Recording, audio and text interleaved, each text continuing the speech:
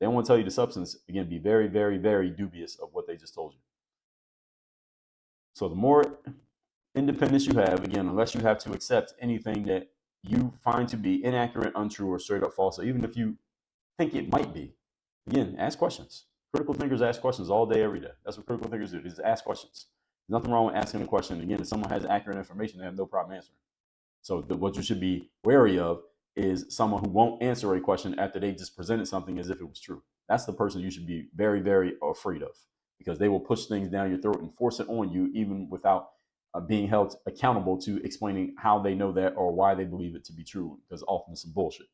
So if you remember the Dave Chappelle show, there's a comedian by the name of Dave Chappelle. Some of you know him. Some of you are maybe lightly aware of Mr. Chappelle. It's okay. Back in the day, Dave Chappelle had a sketch comedy show on Comedy Central. It was about 20 years ago. And some of you may remember the show, but he had a skit on his show that he would do every few episodes. It was called When Keeping It Real Goes Wrong. You remember the skit? When Keeping It Real Goes Wrong. If you saw the Dave Chappelle show, you know what I'm talking about. If you didn't see it, it's completely okay. So keeping it real, by the way, for those who are not familiar with the language, keeping it real is something that, for the most part, it originated in the Black community, and it's a saying that people use when they are just saying, "Hey, I'm going to be as authentic as possible." That's what keeping it real means. People use it in that way as a colloquialism. Often people say keeping it real when they actually might be lying, but the whole point is being as authentic as possible. That's what it's supposed to mean. Okay, so in one of these skits on the Dave Chappelle show, there was this guy, and again, this is a comedy show, by the way.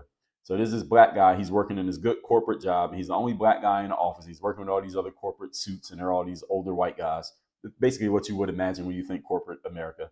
And one day, this black guy decided that he was going to keep it real at work and stop basically code switching and playing the corporate game with these old white guys that he was working with. So in this one meeting at work, again, this is a comedy show, this black guy decided he wasn't going to accept any kind of verbal slights or any backhanded talk or perceived disrespect from these white corporate guys that he was working with. And he starts cussing them out in the middle of the meeting and says, "Well, fuck that. I'm not being a nice guy. I keep it real." And he's going off and just cussing these guys out at work, which he probably shouldn't have done, because he ended up, the sad ending to the skit is that this guy ends up losing his job and he has to move back home with his mom, and he just becomes a complete loser because he lost his job. He lost his career.